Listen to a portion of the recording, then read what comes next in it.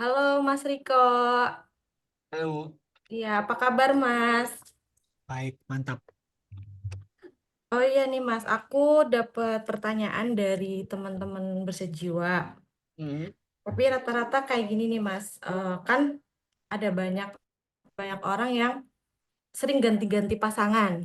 hmm, Kayak misalkan dia udah punya istri, tapi hmm. karena nggak puas dengan istrinya, akhirnya dia mencoba kayak selingkuh atau jajan di luar sana gitu lah ya. Heeh. Apa yang terjadi nih Mas kalau misalkan kita sering ganti-ganti pasangan menurut perspektif spiritual dan psikologi? Atau enggak menurut Oke, Mas Riko Hutama gitu? oke, jadi ini, jadi kita harus benar-benar bisa membedakan antara sex free sama Mhm. free sex. Ketika kalian free sex, dogma kalian berarti masih banyak. Oh, Karena dogmanya masih banyak, akhirnya wanita atau pria kalian tuh cuma terasa sebagai objek seksual.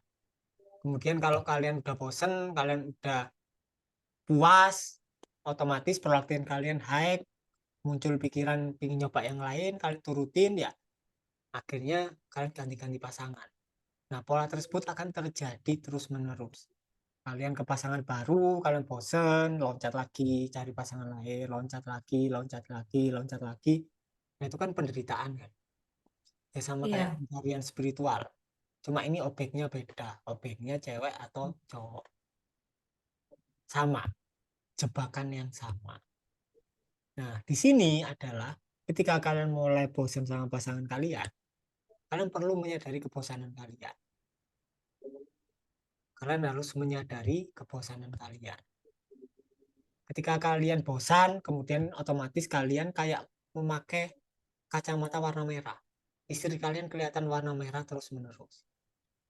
Nah, cara paling gampang adalah dilepas kacamata warna merahnya, kemudian baru dilihat istrinya. Otomatis tidak akan terlihat membosankan lagi. Makanya perlu disadari sensasi yang membosankan tadi, sensasi yang pingin cari lagi, pikiran-pikirannya disadari semua. Ketika kalian sadar, otomatis kalian mundur.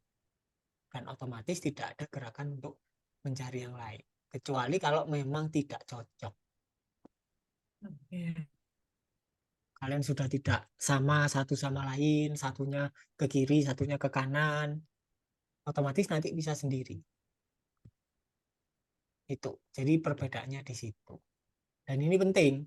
Karena kebanyakan orang mengira ketika ketika kalian nggak ada dogma seks, ketika kalian sudah dogma seksnya udah hilang semua, kalian udah bebas, kalian akan bebas melakukan seks dengan siapa saja. Padahal tidak. Justru case-nya adalah di dunia sekarang itu dogma seksualnya padat, Iya, padat merayap. Hampir semua manusia punya dogma seksual. Dan kalian lihat kondisi saat ini adalah pelecehan banyak iya, termasuk oleh oknum spiritual. Ya kan? iya, iya, Termasuk oleh orang-orang masyarakat pada umumnya. iya. Jadi adalah semakin banyak kalian punya dogma seksual, otomatis kalian semakin memusuhi seks diri kalian sendiri. Padahal diri kalian tercipta dari seks, kalian lahir dari seks, bukan dari kalian ibu kalian main Winning Eleven, terus bapak kalian ngegolin, tiba-tiba kalian lahir, kemudian di-download lewat Play Store, kan nggak mungkin kan? Kalian pasti lahir Iya, lewat adegan seks. Jadi iya, seks itu adalah hal yang sakral. Jadi tidak perlu dimusuhi. Tapi ketika kalian memusuhi seks, energi seks kalian akan semakin besar. Ketika besar, kalian tidak bisa mengendalikannya lagi. Kalian akan dikendalikan oleh seksualitas kalian. Ketika kalian dikendalikan, otomatis ya itu seks bebas, kalian bosanan, kalian mungkin terjebak ke pola masturbasi, mm, lain-lain banyak lah. Tanda paling umum adalah ketika kalian banyak dogma seksual, kalian ngobrol sama lawan jenis, kalian kebayang adegan seks sama lawan bicara kalian. Itu mm. berarti dogmanya udah pol-polan di kepala kalian. Jadi itu. Jadi sangat perlu disadari dogma seksualnya. Kayak judgement bahwa seks itu buruk, menjijikkan dan lain-lain. Nah, itu perlu Tabu ya. disadari. Berarti ini ya Mas ya, kayak yang kemarin kan lagi rame tuh yang skandal muka agama yang suku di Thailand. Itu Mm-mm. berarti karena mereka masih ada dogma meskipun dia adalah pemuka agama gitu Mas. Yes, kebanyakan masih ada dogma. Oke. Terus ini Mas, ini keresahan warga-warga Instagram bersejarah sih. Mm-mm. Jadi kan kebanyakan memang followersnya cowok. Mm-mm. Mereka menyadari bahwa melakukan masturbasi dan nonton porno itu eh, menjadikan energi dia langsung low kan karena membuang energi seksualnya. Tapi Mm. untuk lepasnya tuh gimana sih Kak Ami gitu. Jadi misalkan sekali udah coba udah bisa, tapi besoknya kayak gitu lagi gitu loh Mas, nggak bisa Mm. lepas kecanduan porno dan masturbasi ini. Ini paling banyak votingnya di Instagram Bersejiwa. Oke. Tuh, solusinya gimana gitu Mas? Solusinya adalah ini. Kenapa kok kita bisa kecanduan video porno? Hmm. Karena awal mulanya adalah karena dogma kita sangat pekat. Sehingga Hmm. seksualitas yang harusnya sebatas di kelamin itu malah pindah ke kepala. Kalian kepikiran seks terus. Kalian terangsang hanya dengan melihat majalah, mungkin cerita Hmm. dewasa, kemudian berkembang ke bokep, film porno. Nah, karena ketika kalian nonton film porno sambil masturbasi, kemudian ejakulasi, ketika itu kalian lakukan terus-menerus, sering, otomatis dopamin kalian akan crash di bawah ambang batas. Otomatis juga itu akan selaras dengan prolaktin yang jadi tinggi. Otomatis kalian bosen. Nah, ketika kalian Hmm. bosen, tapi kebosanan ini bisa diminimalisir oleh video porno karena video porno itu banyak, tiap hari mereka ada produksi baru, ya kan, kalian tinggal nyari. Iya, Makanya kebanyakan orang cowok bilang itu yang lebih lama dalam proses nonton video porno dan masturbasi itu nyari videonya daripada nontonnya, daripada masturbasinya, karena videonya banyak. hmm. Iya, Nah, cara pertama adalah ya jangan nonton video porno. Ketika kalian ada dorongan untuk nonton, ya kalian diem, kalian sadari. Ketika kalian sadari, ya kalian nggak mungkin jadi nonton. Memang agak berat awal-awal iya, iya. karena sudah terbiasa. Heeh. Nah, ya perlu sesering mungkin sadar. Ketika mulai muncul urgensi nonton video porno, pasti nanti akhirnya pasti kalian ejakulasi.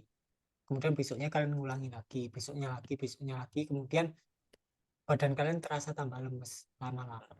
Nah, itu perlu dihentikan. Ketika kalian ada urgensi buat nonton, ya kalian diem dulu. Kalian sadari urgensinya. Biasanya ada sensasi di dada atau di leher, ya kalian biarkan. Jadi itu penting. Rawan sih. Karena Iya. ketika kalian nonton film video porno, lama-lama dopamin kalian tambah crash, prolaktinnya tambah hack. Di situ kalian akan mulai mencari jenis video yang lain.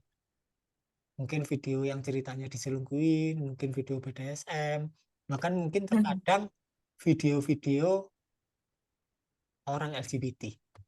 Iya, iya. Heeh. Itu. Nah, kalau misalkan kayak akhirnya mereka jadi diem gitu kan buat buat menghindari dari rasa gairahnya gitu. Nah, Hmm. tapi setelah nge-gym malah jadi memuncak gitu, Mas. Hmm.